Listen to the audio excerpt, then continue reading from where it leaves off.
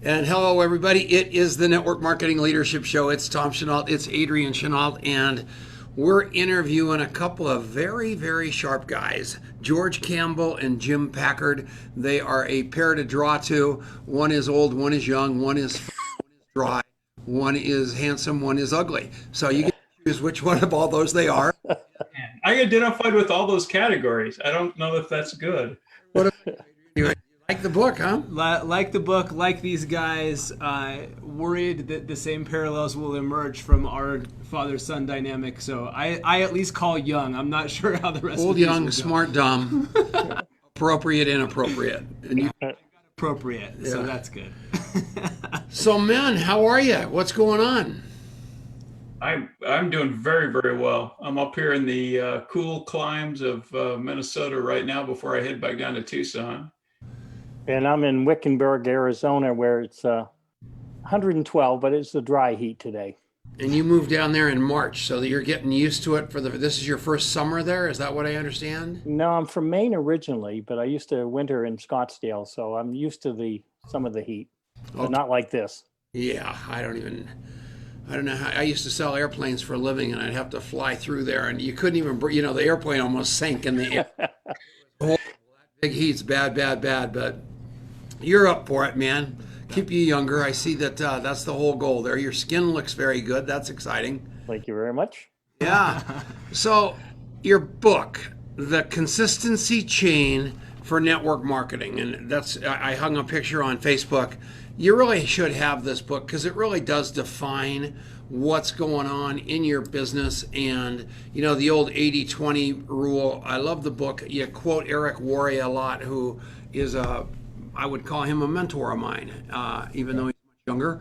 And he's done much for my career in network marketing and much for lots of people's career. And I love the fact that you guys gave credit where credit is due in this book. Why did you decide to write it? What brought two ends of the spectrum together to write a darn good book? Well, I kind of started the journey on my own. I had fallen in love with network marketing at a very early age and never was successful at it. And then finally, I made my way into stand-up comedy and eventually into professional speaking, which I had a good bit of success in that. But I wanted to circle back because I was curious how it is that myself and people like me, that I consider myself fairly sharp and capable. How is it that we can be successful in one area of our lives, but in the area, especially of network marketing, we just simply can't find the means to get the success that we want? And that was like the beginning of the journey. So you looked to people that were being successful. So you reached out to Jim and said, maybe this is something we could kind of collaborate on and be an accordion, so to speak, and squeeze it together and figure out what's going on with me, and I can figure out what's going on with you, and the people in the middle we can serve. Is that kind of what you did? Well, I mean, one of the things that happened was that I began this program and I was on my own in the beginning, and I would speak to groups of network marketing people, and I would have 80% of the room come up to me at the end, and it was all hugs and kisses because they for the first time perhaps felt validated by the person on stage that they could really relate to and understand. But the leaders came up to me and looked at me like, I don't believe you can actually think this way and have a life. And that's when I realized I needed someone who was on the other end of that spectrum, somebody who had proven themselves as a leader in network marketing to help them get to a place of understanding so that they could help people like me. And I had seen Jim, who was unbelievably successful in network marketing, and always admired him. And we had struck up a friendship over the years. And I called him and I said, I would like for you to be my partner in this. Yeah, I first met George, guys. My son had actually hired George to come speak to our team. And I remember sitting there and going, my gosh, this guy is funny. At the time, I didn't know he was in the National Speakers Hall of Fame or had been a stand-up comic with Jerry Seinfeld and that whole group for 10 years. I just was watching him and going, oh my goodness, wouldn't I like to have somebody like that on our team? Little did I know that George would have frustrated the heck out of me. So But you did go on and recruit him onto your team. No, it's absolutely not. He was on somebody else's team, Oh, and which I wanted to take him, but that wasn't ethical, right? No, I looked at George and I go, boy, a person with all this stage presence, a person that has this database that he has, and he was doing a routine called Joe Malarkey, America's worst motivational speaker, for over 20 years across the country, and had a great following. And I always wondered why he wasn't successful in network marketing. I mean, because I thought he would just absolutely killed it.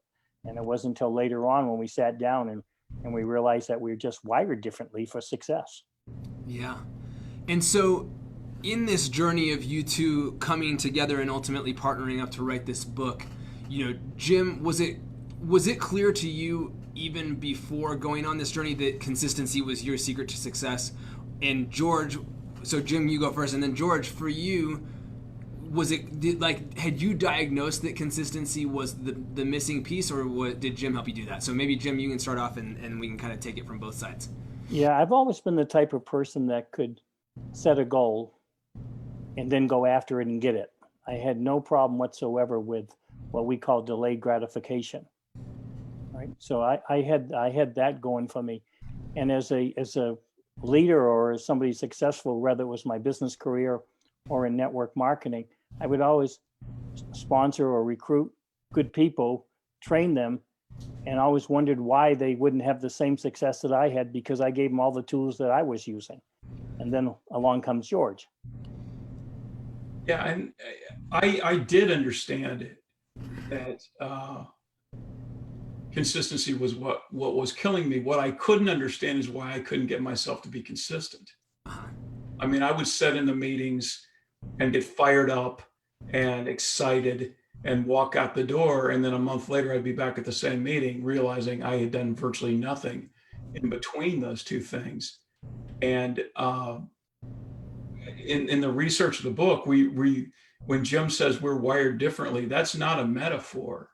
That's a literal truth. I mean, we cite some studies in the book that talk about the fact that you can look at somebody in a functional MRI machine and tell whether or not they're going to be able to delay gratification or they're going to be driven by instant gratification. And that's the same as consistency. Delayed gratification is the same as consistency, is the ability to work now for something you're going to get in the future. And once I saw that, and I realized, well, the reason why Jim succeeds with a different plan than I would succeed with is because we're literally thinking out of two different parts of our brains, which they make decisions in completely different ways. Yeah. And that was the disconnect. That was the failure. That's the reason why you could sit down and present me with all the plans and tools and training and everything that works for you. And I would turn around completely understanding it, completely having it in my heart, but unable to execute it consistently. I remember I gave George my daily 8 scorecard that I created for the company I was in. And I remember, 8 things you had to do on a daily basis to be successful. And George looks at it and goes, seven things too many on this list. And that's eye-opening, Yeah. So I hear you guys say that you're completely different, and that the consistency factor, which the consistency chain, is one of the pieces to understanding that. But where's the solution? Is there ever redemption for George? I mean, do you get to be successful, or do we just have to accept the fact that you're going to be a Hall of Fame speaker, a stand-up comedian, have that unbelievable routine that you had for all those years? Does this book actually take a guy like you and make you successful in network marketing or anything in your life? Absolutely. I mean, the thing that I had to understand is the part of the brain that I tend to make my decisions out of, which is the seat of instant gratification. It's a much more primal part of the brain called the ventral striatum, and it makes decisions on you need to answer 3 questions correctly to get somebody like me to move, and that is it easy? Is it safe? Is it pleasurable? And by the way, when I finally understood this is the reason why I could be a Hall of Fame speaker and a successful comedian, because all the activities required for those things, for me, were easy, safe, and pleasurable. And so what we have to do for people like me is we have to help them get past that filter. And the way we do it is we bring the focus down from these grandiose goals and long-term plans and everything. We just get it down to today. And we break it into an activity that somebody like me can look at and go, yeah, that would be pretty easy for me to do. And that feels safe for me to do. And then once I do it, I feel pleasure from it.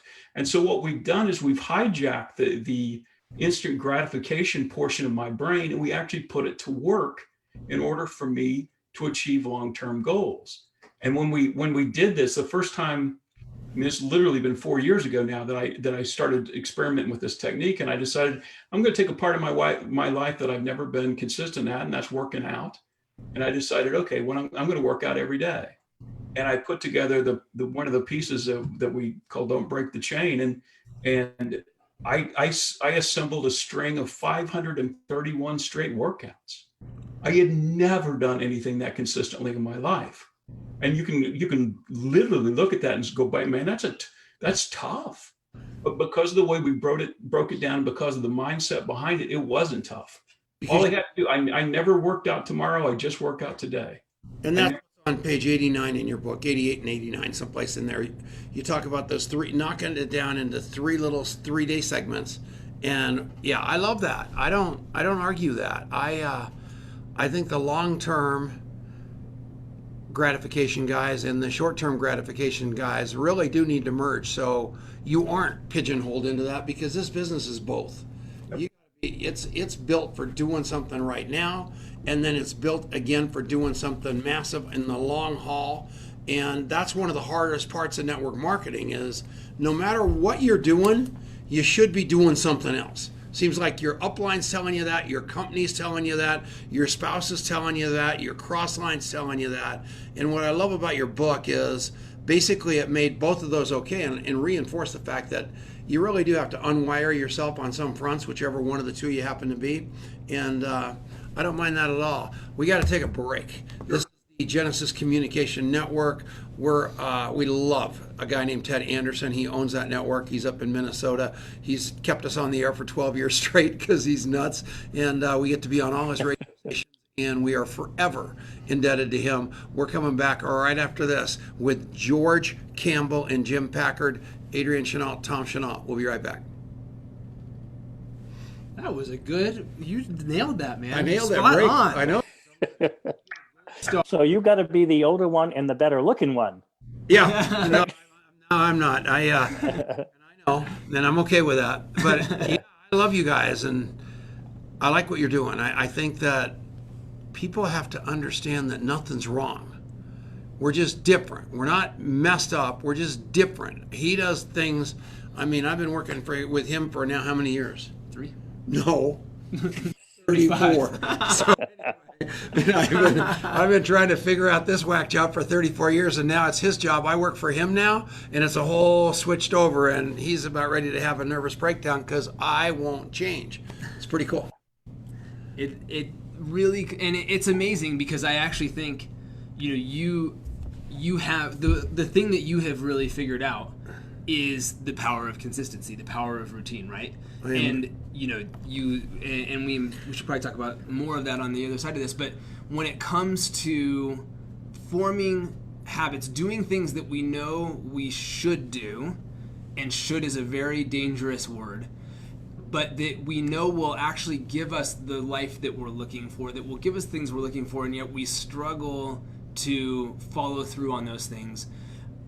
This is the name of the game. Building the right kind of structures, the right kind of infrastructure in your life to do that is so important. And so much of what we do with contact mapping is really about that, right? Because we're working with people all the time. We share with them this vision of contact mapping, this vision of what if everything that you needed to accomplish in your life you could accomplish just through your relationships. And we talk to them about the fact that that is a reality in you, that is something that's achievable for them, and everyone goes, yes, I 100% get that, I want that, I'm in. And then we give them this app, and we say, okay, go get them, Tiger. And, in 6 days or whatever, they had 2 good days and 4 bad days, and they're frustrated and they haven't gotten there. And so creating that chain of consistency is so powerful. And once you really get it, it becomes fun, right? Yeah. And shout out to Elizabeth Larson, who, Adrian, she just loves you guys. And she said, these guys are the missing link.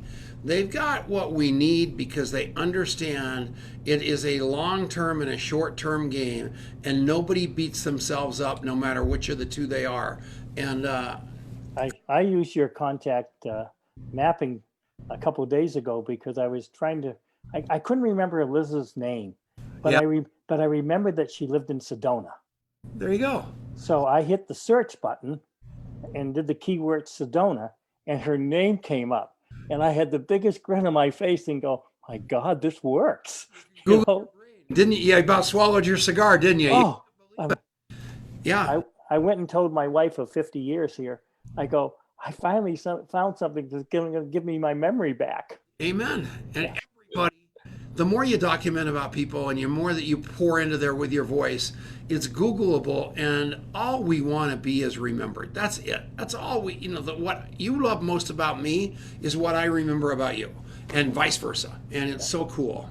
Absolutely. So we're about out of the break. Contactmapping.com. You can go. The app is completely free, no credit card required. Get in there, start playing with this thing, and when you do, you're gonna want to see everything we're doing because it's just gonna light your hair on fire. So let's come back. Light your hair on fire. 5 seconds of silence. And we're back. It's the Network Marketing Leadership Show with Adrian Chenault, and I am Tom Chenault, and we are having a blast.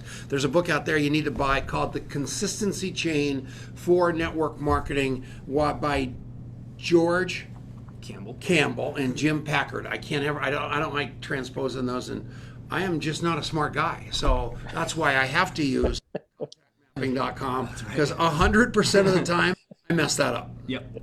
So sad. I had consistency factor because nothing works in my brain. So that's what right. I know. I'm 69 years old, and the ship has sailed. Contact mapping is not a CRM; it's a CRS for can't remember. That's exactly right. So yeah, take it away, buddy. Yeah. So you guys, you're sort of this unlikely pair. You come together and you unlock this recipe for how to create momentum around any habit that you're looking to form. And so, George, talk about working out, because I think that's one that we can actually all really easily identify with as something that we really struggle with at certain points in our life and hopefully master at some point in our life. So how did you actually tackle building that chain of 500 plus days in a row that you worked out, and then how can that apply to network marketing? Well, I'm going to go back just a second to bring in kind of the third missing link of our idea, and that is Jerry Seinfeld, who I saw in an interview with Seinfeld, and a kid was asking him, how did you become Jerry Seinfeld? And he said, well, first of all, that wasn't the goal. He said, my goal was to become a better comic. And so he selected an activity, what we call a high leverage activity, something that's going to take you in that direction as fast as you can go. And he said, I'm going to write jokes every day. And he got a calendar, and he made an X on the calendar. The first day he wrote jokes, he made an X on the calendar. The second day he wrote a joke. And in the genius of Jerry Seinfeld, the reason why he got $800 million for his sitcom when it went to syndication is he looked at that calendar and he didn't see 2 X's on a calendar. What he saw was a chain of 2 links. And then day 3 and every day after that, he had one unbelievably simple goal, which was don't break the chain. And so I set a goal, we call it an ER direction. I said, instead of what I've done traditionally, which has never worked for me, I want to weigh 175 pounds on this date. Instead of that, I just said, I want to be healthier, fitter, and stronger. And I went and worked out the first day, and I worked out the second day, and the third day I had one simple goal, and that was don't break the chain. And the reason why this works for me when I'm driven by instant gratification is I would come home from the gym every day, and my goal was to be fitter, stronger, healthier. Well, guess what I was? I was fitter, I was stronger, I was healthier. every day felt like a huge win for me. I felt great, and I felt it was easy to do. It was safe, and it was pleasurable. So I would show up the next day because it was just that simple. I hit my goal every day, and that was the reason why I could work. If I had said up front, I'm going to work out for 531 straight days, I would have thrown it out because it was unrealistic. Based on me and who I was, it was totally unrealistic. But because I just had to work out today, I say in the book, in that entire string of 531 days, I never worked out tomorrow, ever. Just today. That was the only day I had to win. I have a similar string going, and that similar string is not pleasurable, easy, or safe, but I have a string of 11,639 days of continuous sobriety. Right. I couldn't put anything except that X for today. The X from yesterday didn't count, and the X from tomorrow didn't count, but the one today, if I kept that string going, and now I've got 11,000 of them in a row, that's a lot of X's that I never could have seen going forward. I had to do it right now. It's a long-term game played one day at a time, which is exactly, does that make any sense? No, it's completely. I've got a friend that's been battling an addiction problem for the last 3 years, who's been sober for the last 3 years. And that was part of the inspiration for this for me, is because that's how you win your life, is you win the day.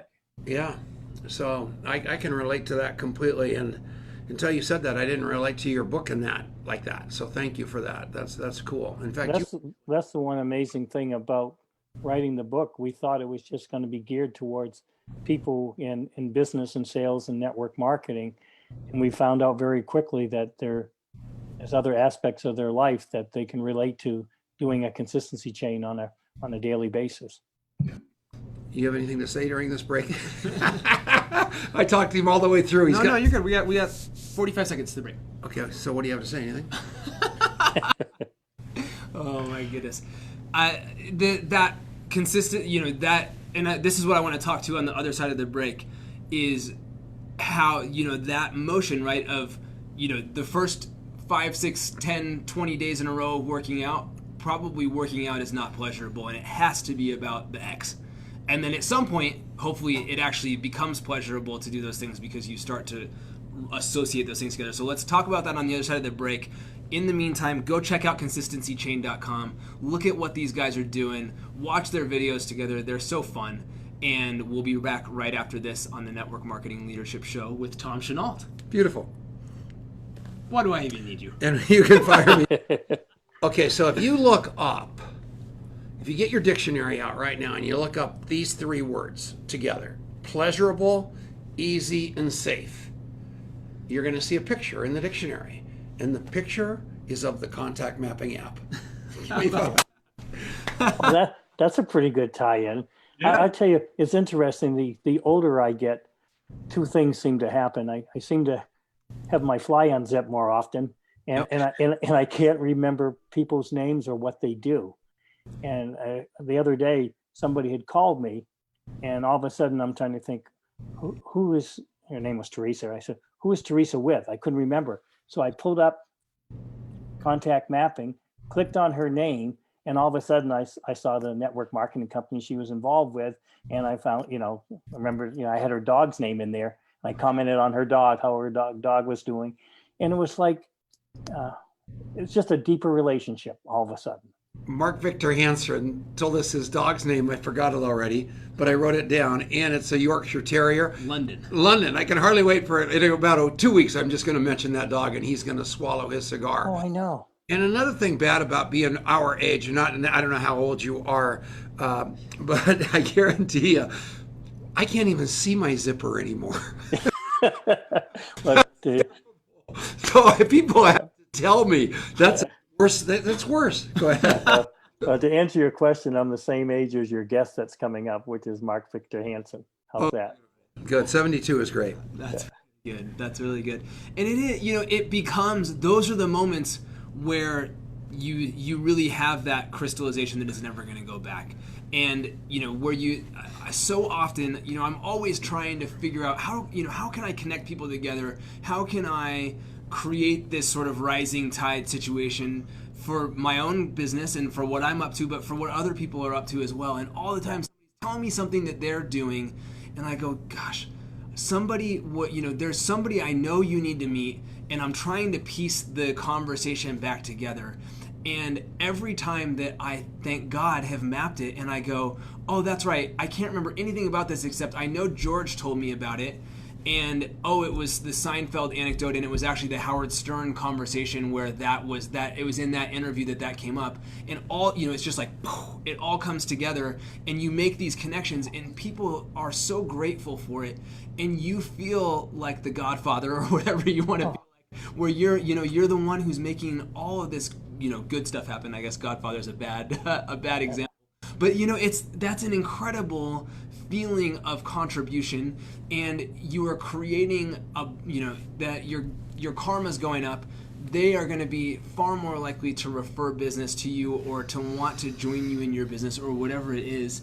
And it gets to be so fun when you get that flywheel starting to go, right? Yeah, and the name of the game is exactly what these guys are talking about.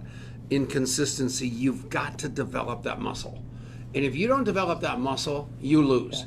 And when I'm telling you is when you start to lose, these guys switched me from an iPhone over to an Android because they figured that I could train people on the Android for them. But I couldn't figure out the Android, so I couldn't make my app run, and I was dead without my contact mapping app for 4 or 5 days? Yep. I was paralyzed. And I just realized that I developed such a muscle of consistency, like my sobriety, and reliance on that app to be my brain. It was unbelievable. And I was paralyzed without it. I was paralyzed at coffee shops because I'm so used to, it's almost like an ego thing probably, or arrogance. Being the person that remembers everything about everybody at every table is something that I prided myself on since 1970. But now I'm dangerous with it because I am telling you, I know your blood type. People stick their hand out all the time and say, nice to meet you. And I say, nice to see you. They look at me with this strange look, and then I remind them of something that happened 11 years ago, date and time, and they cannot believe it. But that's what I've been doing forever, huh? Yeah. Well, Tom, when you get our age, you've probably, back through the years, you've had a lot of different CRM systems. And I can't remember what notes I put in which system. So the contact mapping system brings it all together for me. Yeah, yellow stickies, Excel spreadsheet. Oh, yeah. Mine act. Yeah. Blow your brains out, city. And now they got these ones that do everything but what we need them to do. It's crazy. Contactmapping.com. Save. It's free. Just go there right now. Download the app. You'll have a picture of me in your wallet, or at least on your phone. There. And we're back. It's the Network Marketing Leadership Show with Tom Chenault, Adrian Chenault, and we got two guys that we love. And one funny and the other one funny. And I thought only one was going to be. That's how you can tell us apart. Yeah. Great, who's who? I want to talk about Seinfeld a little bit because I always wanted to be a comedian until I realized how much work it was. Actually remembering the jokes and writing down the jokes and everything. And, then I watched writing. I still all the time watch writing in cars with comedians. Yeah. Because my two favorite things in the world are comedians and cars. So you're my idol. But at the end of the day, that guy, he had that streak completely filled up with the jokes that he'd written over the years. And people like you, that's what you do. Everybody thinks it's so spontaneous, but there's monster preparation in that routine that you had called the worst motivational speaker on the planet that you did or whatever that story was that I've already forgotten. But that's hard, and you had to work hard on that bit, right? George, you should tell them the story of your Seinfeld story. Well, I was probably about 6 years into a 10-year career in stand-up, and I was doing well. I worked as much as I wanted to work and made money, and I was at a club in Atlanta, and Seinfeld was there for the night, and the rest of us had the night off.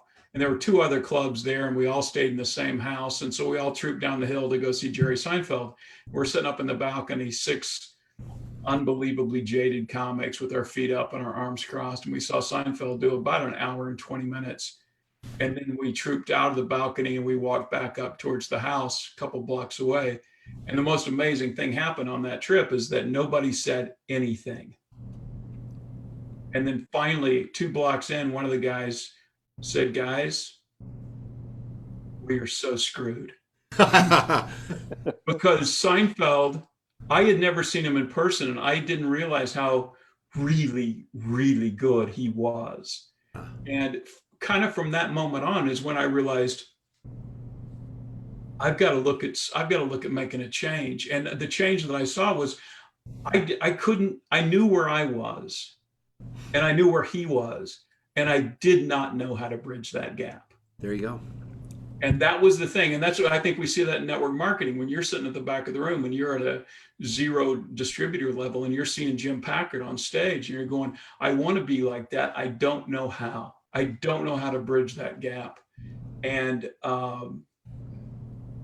it was not too long. It was 3 or 4 years after that I left stand-up comedy, and I basically took stand-up comedy skills into the corporate and association world by writing the show Joe Malarkey, the worst motivational speaker in America.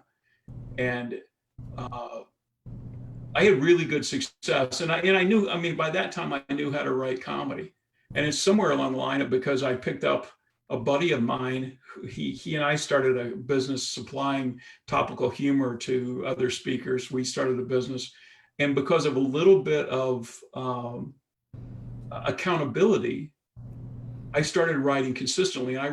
We've been doing this for 8 or 9 years, writing 5 jokes a day every day, and we've never missed a day. And I finally, it clicked on me what the power of accountability combined with a very simple activity, which is one of the things we talk about in the book. So in the last 8 or 9 years, I've probably written 20,000 jokes. Which if you when you look at the big picture, you go, there's no way I could write 20,000 jokes. No, but I can write 5 jokes a day. I can do it over a period of years. So, go ahead, please. Global marketing, but I hate to break it to you, it is. So there was a post on Facebook about a month ago, and somebody said, who's the funniest person in multi-level marketing? And a bunch of people tagged me because I'm quite funny. No, I'm not.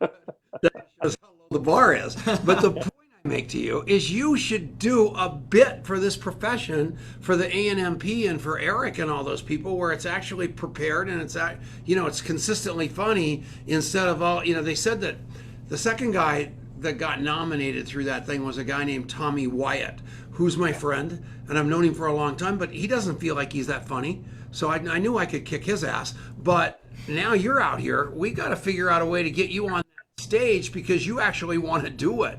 I'm just intuitively a train wreck that sometimes is funny, most of the time hurtful. So when we do our program live, and if you like the book, you would absolutely love us on stage, especially George. I mean, I'm the Ed McMahon. He's the Johnny Carson. Believe it. I know what he's going to say before he says it, and I start cracking up because he can work an audience like you've never seen. And when we get done with the program, I mean, the leaders come up to me and want to see my daily 8 scorecard, and they want to see the graphs I use. 80% of the people go up to George and hug him and give some kisses, which he's very uncomfortable about, by the way. All right. And just tell him finally somebody has listened to how we feel. And that's why we know we'd love to get on a stage, obviously, like Eric has, because I think we could, we might not be able to tap into the top 5%, but we can certainly reach 95% of the audience, which are in all those people's organizations. That's exactly right. I have some, especially with the ANMP, where I don't even know if we're filled up, but that event is in a week. And the list of speakers, it's virtual, is unbelievable, and it's $50. So if you guys get a chance, go to anmp2020.com, and I'm on the board, so I'll find out if there's room for you two guys and see if there's any space for that. And I can't make any representation to you whatsoever. But we'd have to clear our schedule. Yeah, it's recorded. Clear. There in the melting pot of Arizona. So you guys go register for that thing, and you guys should go to it just to see the crowd, because you're going to be rubbing elbows with some really, really, really strong people that deliver a heck of a message, and that would be a contribution to the profession by you two guys that would be important. So think that over. Yeah, absolutely. And so talk about the mission of what, this book represents a piece of this mission that you guys are on together. So talk about, what is it, what's the impact that you're trying to create? How does the book fit into it, and what's beyond the book as far as how people can plug into what you guys are doing? Good call. Yeah, I think, George, let's tell them a little bit about the study that we did with our chain gangs. We, Jim and I, about a year and a half ago, realized that because some of the things we say are kind of a little bit counterintuitive to what successful leaders have experienced in their growth and businesses, that we really needed metrics. We needed to be able to justify and prove what we were talking about, that this actually worked for people. And so we started what we call chain gangs, which are just little peer-to-peer support and accountability groups. And this began as a case study. And we took surveys of people that wanted to be in these groups. We had about 80, 90 people that applied to be in this original case study. And Jim, tell them your experience with that. Well, I went through the 80 or 90 questionnaires, and I picked out the top 20, and I said, okay, George, here's the 20 that we should run with. And I said, why don't you look through them and you pick your top 20, and we'll kind of combine the list. And when we looked at George's top 20 and my top 20, how many do you think were exactly the same? None. Not one. Not one. And I'll let you take the rest of this, George. Yeah, Jim was looking at them like, who's most likely to actually make this journey, to be able to do this? And I looked at it from the standpoint of who are the people that if we could impact, the difference is going to be so dramatic, you're not going to be able to deny it. And so we reverse cherry picked, and we picked people who, based on their own responses, and then they were all the network marketing, they maybe reached out to one, possibly two people a month, maybe. So they were at a 5 to 10% activity range. And we put them in these chain gangs, and immediately, and I'm not talking about a slow, I'm talking overnight, these people who had performed at a virtually non-existent level consistently performed, consistently took their action through COVID, through the holidays, through everything that's happened in the last year and a half. The number holds very consistently between 82 and 83% of the time. Wow. So these folks who had been doing virtually nothing before are now showing up at a vital activity in their network marketing business, basically 6 days a week. And these are the people, George, that when they announce a contest, and in that room, you have all your leaders are looking at it and going, I wonder if I can win 2 trips. I wonder if I can win the airline fare. And whereas 80% or 85% of the room were going, no way I was going to be able to make a trip like that. We've taken that group, and now they're working towards those contests on a daily basis. And that is so gratifying. You guys doing any kind of online virtual training or anything like that with this, or are you just telling them to buy the book and around? No, what we have now is, and we've been in development of this. The case studies are run a year and a half. We've been in development 3 months. We've been in beta test for a month, and we've just come out with it this week. And if you go to thechainingapp.com, thechainingapp.com, you can register. It's a subscription, very cheap subscription, and you will be placed in a group with 4 other people who are on the exact same journey. You have the ability to support and encourage. You get feedback from other people. You get to see what your chain looks like, what your percentages are, what your streaks are. You get to see your team percentages. We weigh in. We have the ability to reach into groups and engage with people. We've got more and more programming that's coming online that will just be available to these groups. It's super exciting. I mean, we think we can reach so many people with this that we can actually have an impact, which that's exactly what we want to do.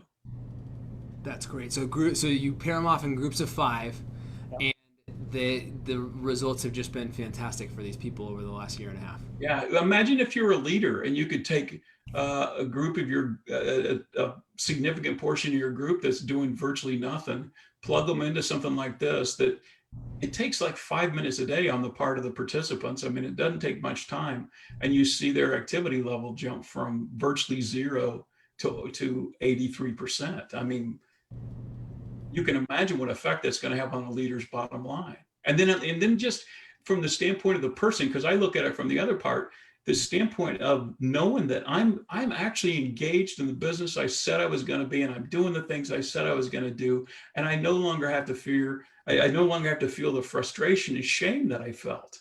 I can actually feel good about every day. It's phenomenal. Big difference. I'm interested in this because I feel like I'm one of those ivory tower guys that can't relate to everybody down there. And I just can't figure out why people can't get it. It makes me nuts. Yeah. And the producer of this show is in a window. And when I just said that, she stuck her hands in the air like, he finally confessed, because I'm so arrogant, because I can't figure out why everybody doesn't map and document and follow up and win. So I think you guys are right on the money. So we're going to take a break, and I'm going to humble myself yet even more. And we will be back right after this on the Network Marketing Leadership Show. Good job. How about Marianne? That's just wrong that she's back there behind that wall gloating, dating her complete personality. All right, that's Becky Franklin. No, they didn't. Whoever you are. I think these guys, they know what they're talking about. Especially us sitting in the room. I'm just saying. Okay, I'm muting now. You know, Tom, and that's exactly what we hear at every conference that we were doing. We had 5 of them scheduled this year. We got canceled, obviously, but that's what I see as a leader. I'm looking, and I can relate to the first 3 rows of the audience, and they're all nodding and yes, yes, yes. And George relates to everybody in that room. And it is so gratifying. We took one lady up in Maine I asked one of the leaders up there in a different company, give me somebody so we can test this with. And they gave us the name of a lady and basically said, good luck. All right. And this lady has turned out to be a rock star because she feels good about herself every single day. And that's what, I go to AA every day. For 31 years, I've gone to AA every day of my life. And the most important person in the room is not Tom Chenault with 31 years. In fact, I am vilified because they think that I would be more spiritual and a better human being after 31 years, and I'm not. But they pay no attention to the newcomer. That's who, and that's it. And our job is to have them unlearn everything they learned on how to drink and do drugs and unlearn that and start over. And we have to do that.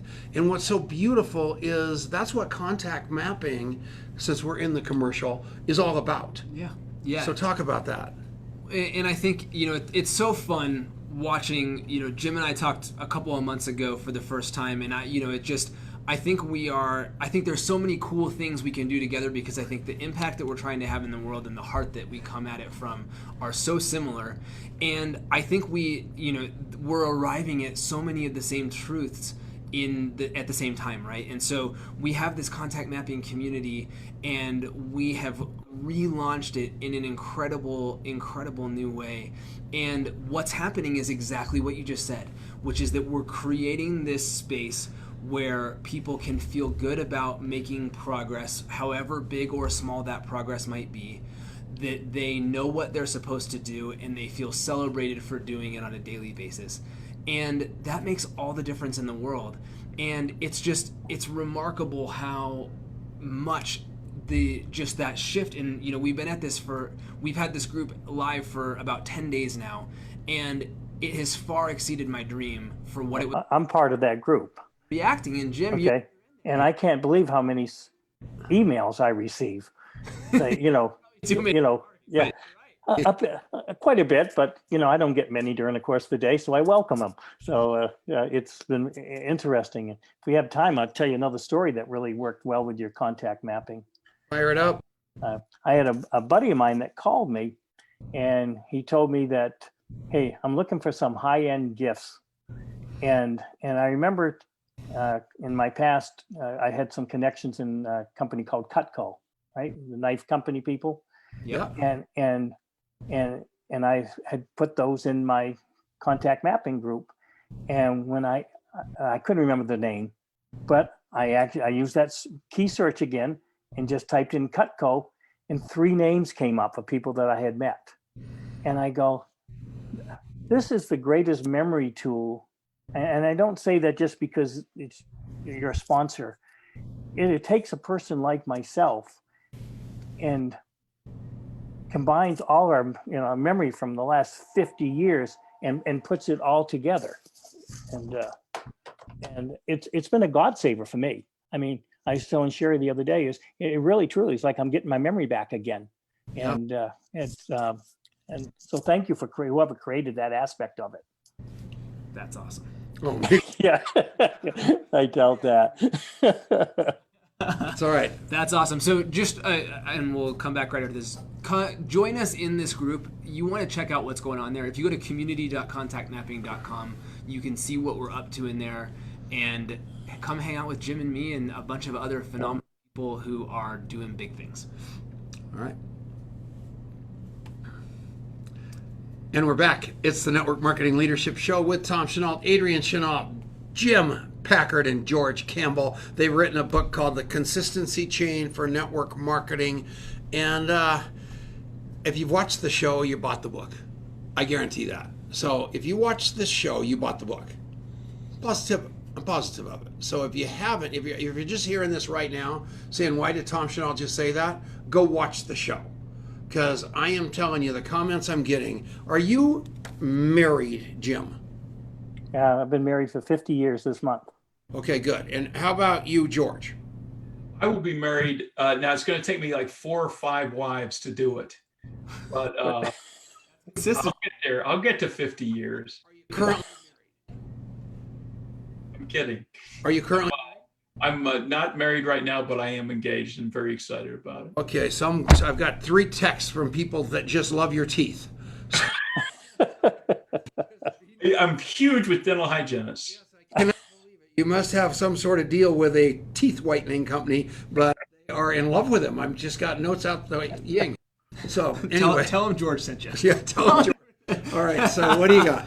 All right, so final segment. You're taking people, you're bringing them into these consistency chain gangs, and the results are great. And so how do people share the website one more time? Where do people plug in to go and get paired up with some partners?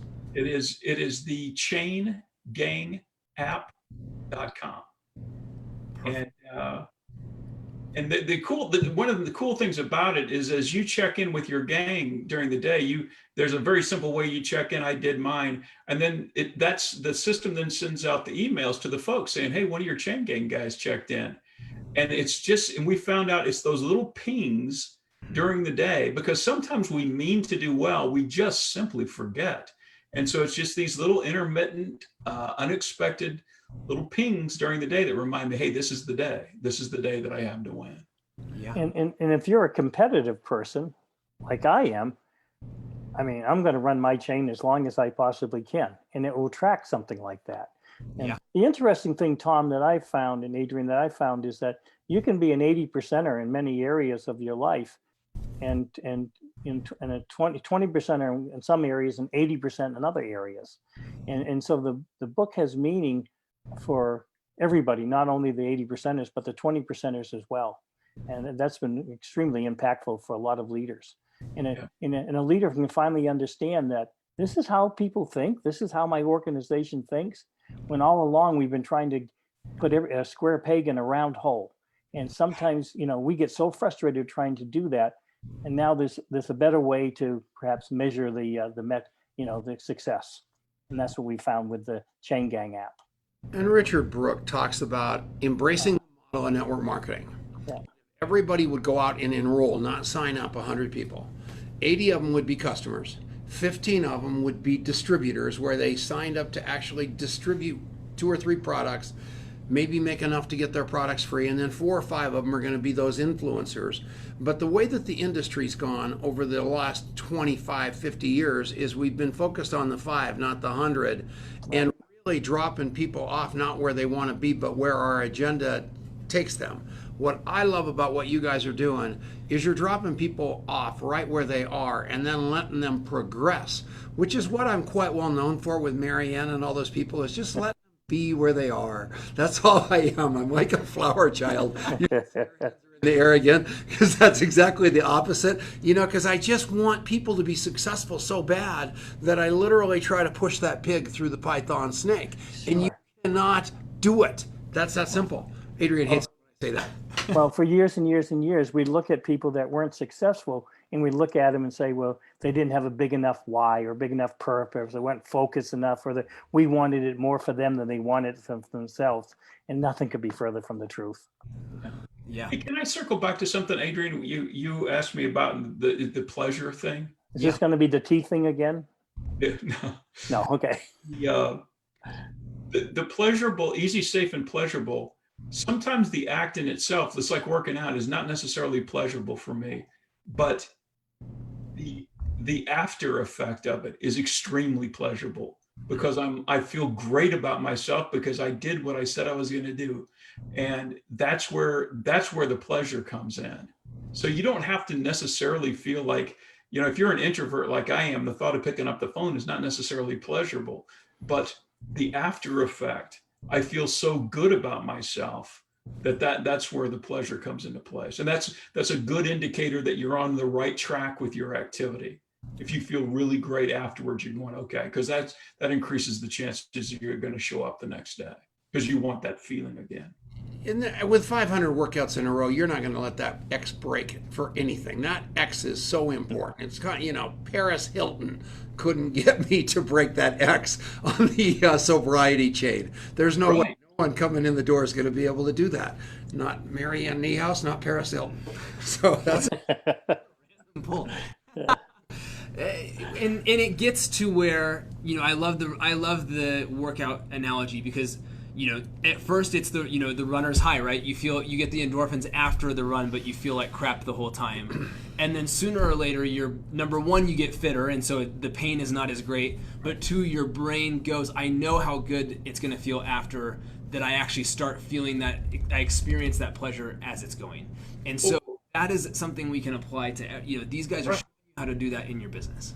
And you also hit a place that we call momentum, where it took me about 6-7 months in working out, but I finally hit the place where I no longer got up and said, am I going to work out today? My question was simply, what workout am I going to do? All right. We got to get out. Network marketing, it's like, I'm not going to decide to call somebody today. I'm just going to decide who it is that I'm going to call. Yes. Beautiful. All right. We love you guys. It was a lot of fun. You guys go buy this Consistency Chain for Network Marketing. Tell them Marianne Niehaus sent you. I love you guys. See you guys next week. Thank you very much. Thanks, everybody. Thank you. Guys. So we're gone. So Jim. Yes, sir. Brooke said this, and I think it's profound, and I tried to get Mark Victor Hansen to say this earlier. What would have happened when you were 20, 52 years ago, had you completely mapped everybody you've met since then? Oh, I think about that all the time. Me too. I think about the people that I even had in my organizations in the past that I've lost contact with because, you're just, I can't imagine. Now, that's the one thing that absolutely drives me nuts because how many chances do you have to meet a Kathy Ireland or Tony Robbins or Richard Brooke or whoever it might be, and to be able to remember everything that was important to them so you could reach out to them on a regular basis. Yeah, I think about that a lot. I met you on September 17th, 1987. And I know Mary Lou Henner. Who can remember that? Right. Yeah. Remember where she's sitting at, I went to the Baltimore Orioles game and sat right next to her, and I saw her a couple of years later and asked her if she remembered that day. She remembered everything. That's the way she's only one of 7 people in the world with a brain like that. Contact mapping gives you that brain. Oh, that's cool. Cool. Yeah. And the cool thing about it is it not only increases your value, because of you have that, but it increases the value to everyone that you know.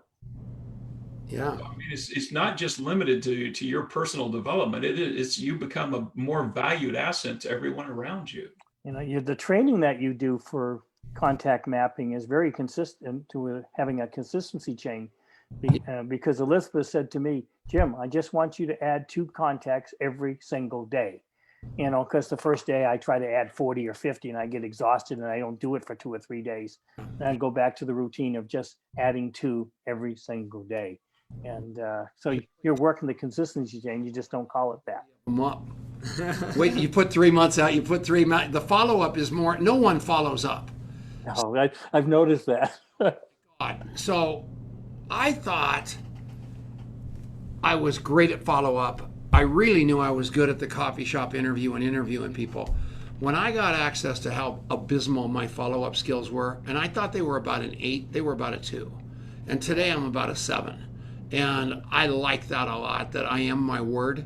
And that's cool. One last thing I want to tell you. In 1970, I was just a crazy alcoholic guy, and Henry Fonda's granddaughter, Cindy Fonda, invited me to the debutante ball.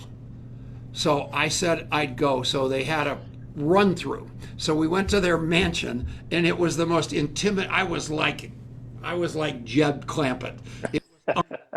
We go there, and I'm so scared. So I think I'm just gonna get tuned up the next morning and have a couple cocktails. And I stood her up for the debutante ball. Nice. I stood her up. So because of the contact mapping app and what I'm doing with Elizabeth Larson, because she's training me to go back to old people in my life that I need to rekindle it, I found Cindy Fonda and wrote her a note on Facebook. Now she's 100 like me, and she lives up in Bozeman, Montana. And she said, "Of course I remember you. Me up. What's going on in your life?" And she forgot it, and I'm so happy. So, Tom, you want to hear something strange? Years ago, I broke up with my girlfriend 2 days before the high school prom, and it had been driving me nuts for years. And I finally connected with her last year at our 50th high school reunion, right? yeah. She doesn't even remember that I stood her up. Isn't that cool? Isn't that something? My friend, I got drunk, and I was at his wedding, and I got drunk and didn't go to the wedding. So that totally screwed up his whole wedding because the best man didn't show up, and I just ditched him. So I didn't see him for years and years and years, and he was in multi-level marketing. I finally tracked him down. I said, "Ron, I am so sorry that I stood you up." And he said, "I wish I hadn't gone either." Oh, funny. Well, hey, I know Tommy Wyatt pretty well. Oh, is he? Now, oh my God, he's hilarious. And I know you're funnier. You tell him I said that. I will definitely tell him that. Guys, God Thank you so much, you guys. We'll Really see you fun hanging later. with you. It was a fun. Bye-bye. Deal.